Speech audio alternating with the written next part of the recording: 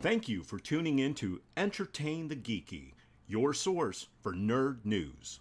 Guys, what's going on? Entertain the Geeky here. What up, Chris? Roger, what's going on? Man, it's a weird day for us. It is. We're so out there in Waynedale land. It's actually Thursday night, which is going to be interesting that you see these on Sunday. It's going to be weird for sure. So, did you? Here it is. Here it is. Deadpool 2 has cast Domino. Did you see this? Nope. Jazzy Beats. Who is Jazzy Beats? Hold on, I'm pulling it up right now. Here's a picture of her. She plays Donald Glover's on and off again girlfriend in the VX show Atlanta. Okay. But yeah, here's a picture of her. Yeah, I could see this. Yeah. Yeah, no, she's got that like smirk that Domino has right there in that picture. So that's exciting. Now we just need one more. One more casting for Deadpool 2 to come out. We just need this cable. Yeah, it needs to happen. I'm tired of not having knowing who Cable's going to play. Interesting side note, speaking of superhero movies, George Clooney apparently peed his Batman costume a couple of times during the filming of Batman and Robin. Oh, thank God. It makes sense. I don't know what I would have done without that information, though. Probably lived on. No, you needed that information in your life. It's really just the way you need it. Like that makes that movie worth watching to me now, because I kind of want to know if, like, when I see his face, if he had peed his suit at this point in time, you know? When I see his face. Yeah. I want to look him in the eye. I want to look him in his eye. I want to look into his soul. As he's making a pee-pee. Yeah. Yeah, I kind of want to see that happen. Another interesting news, we just got our first photo release for Jurassic World 2. It looks pretty sick. Like, it's just a bunch of Tyrannosaurus or Triceratops heads, and then I don't know what the hell that is. Like, did they not learn their lesson from the first movie? Are they still genetically making dinosaurs? From the first movie, you mean Jurassic Park? No, first Jurassic World. Because they said in that one, don't do this. It is bad to play God. No, it's just bad. Remember, we went over this. It's bad to be greedy. Yeah, it's still bad to play God. Still bad to play God. I don't know what that is, though. I don't know what that is. Doesn't matter. The listeners can't see it. That's true. We'll put a picture up on the Facebook so you guys can... You better put the picture up now. Yeah, I will. After we get done recording this episode, I'll throw it up there, and we'll go there, you know. And then, God, we were talking about this just a couple of minutes ago.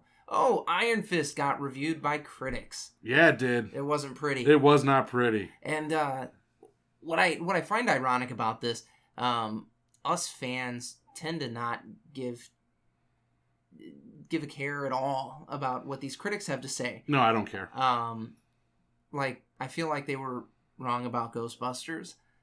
They were wrong about Batman v Superman. Hold on. You know what? I want to stop you there on the whole Ghostbusters thing. Yeah, the movie was bad. But it was just bad. I was going to try to defend it. You can't. And talk about, the Chinese market and how they're remaking movies. They're making movies for the Chinese market now instead of us because we've already seen Ghostbusters. And in China, they haven't. But at the end of the day, it's just bad. That's a crock. It's just bad movie. It's just a bad movie. What else got salty reviews that didn't deserve them? Suicide Squad. Suicide Squad, good flick. Yeah. Critics suck. Is I guess really what we want to say. I mean, that's just one of those things. Like Iron Fist being the character and everything that he is, he's going to be dealing with some weird stuff. So they're talking about it being confusing and stuff, and it's like it's freaking Iron Fist. Well, you know what makes me? Here's why I'm all of a sudden really excited that the critics have done this. It means that they don't love Marvel as much as we thought. Fair point. Did you see the whole thing now saying that it is time for Marvel to make an R-rated movie? Like, they haven't made a few in the past. Like, two come to mind right off the bat.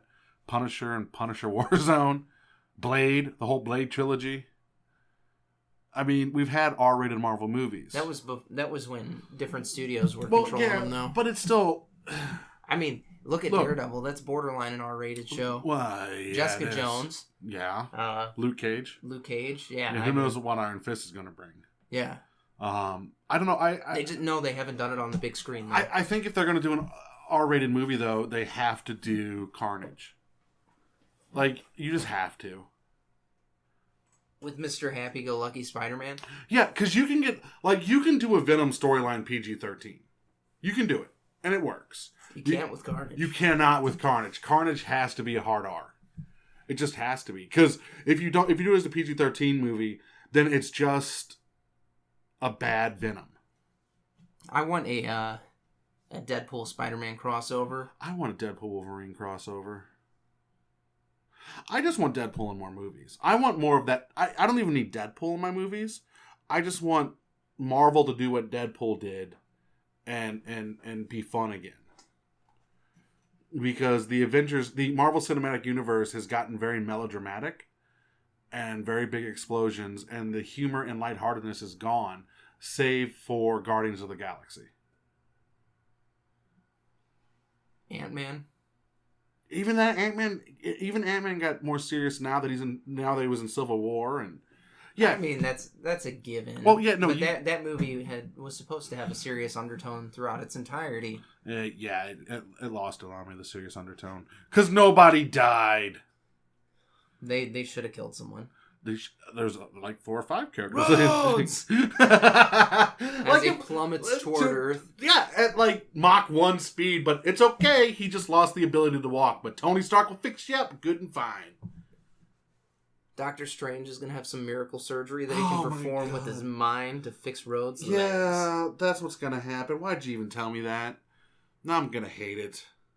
You don't have to hate it. It's probably not going to happen. It's going to happen because Benedict Cumberbatch is going to come in and be all British and fix him. Well, crap, just lost my train of thought there. That was so bad. It happens. It happens. No, we started talking. You said Benedict Cumberbatch, and it took my mind from where it was initially going, and I was like, oh yeah. No, he did a. Now I'm just gonna say this because I forgot the important thing that I was gonna say. Thor Ragnarok, or not Thor Ragnarok, but we do need to talk about that. Yeah, we got pictures. So good transition. But at the end of Doctor Strange, the Thor cameo is pretty hysterical. Is that the where he's drinking a beer? Doctor Strange fills it. No, yeah, I haven't seen. Okay, it's pretty funny. So that was I liked that. And on that note, we got our first images of Thor Ragnarok. Yeah, with short hair. Why? Because it's time for Thor to get a haircut. No, it isn't. The hippie's over. Chris, embrace it. It's time to cut the long hair. The character has long hair.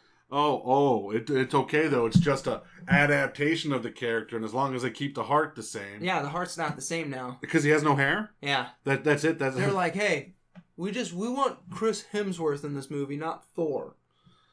It looks like he's playing Chris Hemsworth. Now, I've not seen the movie, and I'm sure he's still going to be funny in Thor, but I was just ticked about that. I'm like, give the man his hair. Thor, to me, is the most underappreciated / represented character in the Avengers movies. Yeah. Because he is such a fish out of water. He's so badass. And they just don't... I don't know. Thor's the one Avenger that can go toe-to-toe with the Hulk. Yeah? Well, I mean, we saw Iron Man do it. Yeah. Ooh. I mean, that's what we saw. Real life. And a Norse god coming down and beating a guy that turns green when he's mad. Yes, absolutely. I've told you how you beat the Hulk. I've said it time and time again. Get him a kitten. Though now I'm rephrasing this. Get him a miniature donkey, because they're way cuter than kittens. They actually did it with Black Widow. They were like, here's a redhead. I mean, I can't, yeah. Yeah, I wouldn't be mad at Scarlett Joe if she was like, no. Touch my hand. Did you hear, speaking of Scarlett Joe, there's a new trailer for a Ghost movie. in the Shell? No, not the Asian whitewashing movie. It's a new trailer. Basically, they're remaking Bachelor Party. Okay. But it's an all-female cast again, with a male stripper this time. And Scarlett Johansson plays the Bachelorette. Oh, thank God. Hey, man, it looked good. It looked hilarious. Stop remaking movies. I'm okay. I'm okay with remakes. They don't need to do the gender swaps. I just think that's so silly. I'm okay with it. I'm okay with all of this. Let's do Bridesmaids, but instead we're going to recast it with all men. No, it's called The Hangover. See? It's stupid. But it's the same thing. Hangover is Bridesmaids. But funnier. I mean, yeah. I don't know. Bridesmaids. I'm talking the first hangover. Bridesmaids did have me almost pee myself. The ones after that were bad. Oh yeah, no, like the third one, I don't even know what the hell happened there. I don't even have. Feelings? I don't have an answer for that. Hey, did you see that Danny DeVito is re-teaming with Tim Burton to do a Dumbo live-action movie? No. Hey, Danny DeVito is re-teaming with Tim Burton to do a Dumbo live-action movie. You don't say. I don't say. I bring that information to you right now here at our wonderful Entertain the Geeky Nerd News thing. Can we talk for a second about fucking Zelda? What about it? How awesome it is and how hard it is to find the Switch. Okay. So, I mean, one of the things that I do want to complain about is when a new system or something like that comes out, there's always a guy that'll go and he'll pre-order like 6 of them. right? And then he'll take them and sell them online. Great business move. Dick move. Somebody that could have bought that, like somebody could have bought that for their, 15-year-old kid that Or themselves. or for themselves, but for their 15-year-old kid that will say, Don't play at the bust hard his ass. strings. "No, Don't I'll play the hard strings. strings. I'll play them." 'Cause here's my thought. They can still get it for that 15-year-old kid. It just costs $700. $700. It's no longer affordable. It's almost $1,000. That's stupid. I mean, it's the same thing when it's the same thing that happens in the world of comics. I know. Remember when Spider-Gwen? Spider-Gwen's first appearance, Edge of the Spider-Verse, whatever. Yeah. Two, three. I think it was 3. Yeah. So Edge of the Spider-Verse. I mean, how many people came in and just bought issue after issue? How after many issue? people did we tell you only get to buy 3? Because we cracked down. I would have bought all 6 of them. We had more than 6. Yeah, that's okay. I got one copy of it. I almost got a second copy at cover Yeah, price after the book was $250. Yeah, has that book's dropped in value, hadn't it? It has. Like, I don't know why. Because she's no longer the face of Marvel. She had like 6 months there where everybody was just like, "Did you see Gwen Stacy as Spider-Woman or Spider-Girl?" I guess it was Spider-Girl. Yeah, Spider-Girl. Or whatever. Yeah, did you see? Well, yeah, we saw. She's the new face of Marvel. Is she? No, she was. I don't really know who the new face of Marvel is at this point. Like, I want to say that Iron Girl. She's not. How do you know? You don't read the books anymore. Because, okay, I subscribe to news for this sort of thing so we can talk about it here. And I will tell you, if anything, right now, X-23 is getting a lot of love because of the Logan Because movie. of Logan, which, oh my god, could you imagine if you owned the first appearance of X-23? I don't know how much that's worth, honestly. It's going to be worth a lot right now. It might. It's got to have jumped. First appearance of Wolverine is worth a lot more. Well, yeah, but that's not really a surprise. I really don't know what first appearance of X-20. It's probably not all that expensive. It's probably a bad 90s comic. No, it's not. X-23 did not come out in the 90s. That's definitely an odd character. When did she come out? You keep talking. I'm looking it up right now. This is we have X-23. When did she come out? What you first got? appearance Of X-23. Hold on, I gotta type X-23. I think it's holy crap! That's right. That's what it was. Go. NYX. What number year? 3. What year? Okay, her first comic appearance was NYX number 3, February 2004. Oh wow, she's really new. Yes. You know how much that book is going for on eBay right now? How much? $1,800. Is it graded? It's signed. Oh, that doesn't count. That's a signed copy. Give me a real one. Hold on. Give me a real one. I'm Come looking. on. I'm looking. Come on. I'm looking. I don't see any. How about I do this? And remember, NYX3. NYX3. NYX 3. 3. Kind of like X-23, but not the same. Not NYX3 in one brow. We don't want that. No. Man, this thing got completely wacky. Yeah, it's okay. So the only one showing up on eBay is that signed one. Okay. $95. There we go. Just normal. Yeah. Oh, this is graded 90. Oh no, I'm sorry. It's up to $450 with a buy it now price of $675. Yeah, so $700 basically. You know what? For a $3 comic, I'll take that money all day. I give that one 2 weeks. I would be selling so fast right now. So guys, if you have NX3, now is the time to sell. Sell now and sell high. I think that's what we need to turn the nerd. Is it great? That one's graded though. No, right? that one was not graded. That was just okay. straight up near mint condition, according to whoever the seller is. Oh yeah, because that means something. Right. I'm sorry. Their near mint and my near mint are two different things. They might be. Yeah. No, they definitely are. Because my near mint is. My near mint is the comic that's stuck in the middle of the stack of comics that doesn't touch the rubber band at all, or that stupid clip, that plastic thing they put the little whatever it's called. Yeah. Nowhere near that. So the binding doesn't get. That's near mint. Can be. It could be. And It can get messed up as it's going into the box, so right on the true. spine. Because man. The creases in the spine. That's like one of the things that it's easiest to overlook because we're like, oh, pages look good. Pages look nothing's good. bent. Oh, look, the comic sits flat in our hand. And then you look right at that spine, and there's a couple of little dings or creases in there. Value. Throw it away. It's bad. Yeah. It's really bad. Is this is why you don't buy comics to invest in, kids, because you need to have white gloves. You need to get at the store exactly when they open on Wednesday and pray that your store orders enough quantities to make up for the fact that half the crap is sent to them damaged. Yeah. Because it really is. And it's not damaged in the sense of, pages are ripped or they're bent. It's just the way that they're shipped. It's how they're shipped. It's and then what happens is they've got a couple of guys that sort them, and these guys are trying to go home. Yeah. So they're just yanking them out of the box. They can be getting damaged on the box, or while they're getting put on the shelves, or by the shelf, or put into the box. Because a lot of places use those wire shelves, and those definitely screw up the bottom of books. Oh yeah. I don't know. I really don't know the best way to sell comics on one of those acrylic you think shelves. On an acrylic shelf? I think maybe lay them.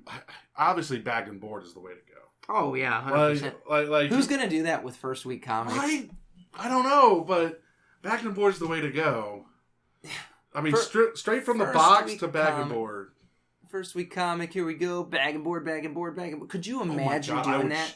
I would shoot myself. No, there's no way. I mean, I'd be like, you guys just buy the broken comic.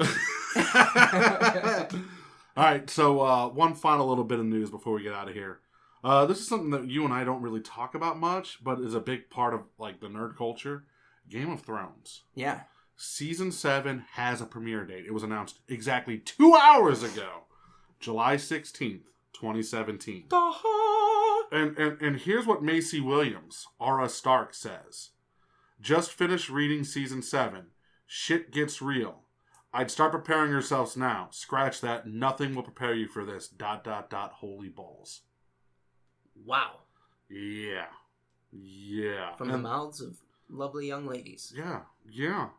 My buddy at work actually just started watching Game of Thrones, and we'll talk about what he said in a later episode where it's appropriate. Where kids aren't listening. Yeah, okay. We gotta go. Guys. On that note, go to entertainthegeeky.com. Give us a like on our social media, follow, whatever. We're Facebook and Twittered all over that place. But yeah. Make sure you go to beastescaperoom.com, enter that promo code Geeky, get you 20% off you want our Beast Escape Room experience. Say hi to Ronnie Cobb while you're there. Who has been blowing up the Facebooks lately. Yeah, he has. We love you, Ronnie Cobb. Ronnie Cobb. And just a quick reminder, March 25th, which is 2 Saturdays away now. Yes. Age of Heroes 2 at Game Haven, $5. Tournament all day, fighting all day. All day, day. All day, day. What? All right, guys. As always, stay geeky. I'll see you guys later.